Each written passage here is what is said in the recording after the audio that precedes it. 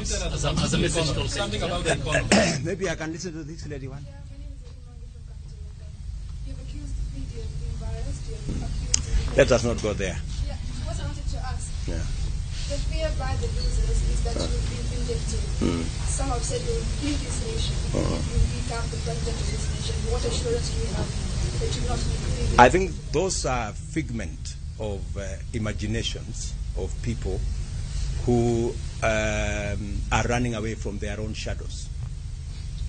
As I have said, we do not have space and time to go backwards. We want to move the country forwards. We have huge responsibilities. We have 5 million young people out of school, out of college. They don't have jobs. We have 4.5 million people who cannot put food on the table. We have a serious famine situation in Kenya. We have issues of health. We have our hands full.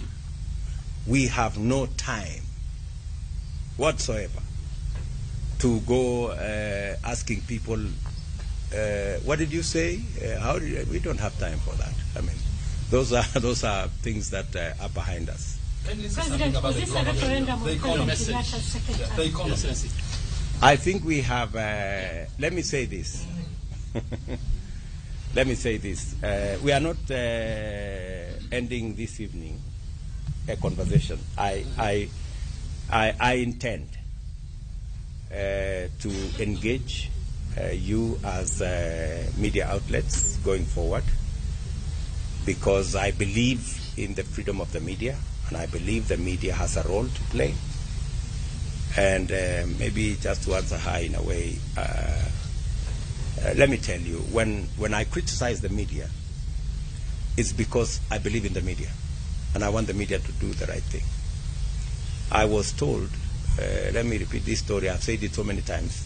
When I came to Parliament in first time in 1998, I found a senior member of Parliament called Paul Muite. And he told me, young man, I was then 30 years. He told me the best way to support a government is to criticize it when it goes wrong. I remember saying the same things to our former Chief Justice, the Honorable Maraga, that when we criticized the media when they nullified our election, it was not because we don't believe in the media, not the media, the judiciary. It's because we believe in the judiciary. So when we criticize the media, it's not because we have issues with the media. We do not want the media to be biased. And in fact, just to respond to what you said, when I raised that issue about the media being biased, the Media Council itself came with the statistics, and they actually confirmed what I had said. The Media Council said the media gave 67% of coverage to my competitor and 30% to me.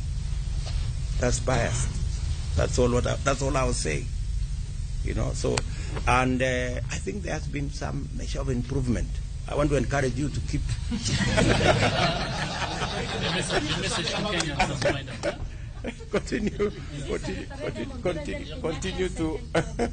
Continue to be even.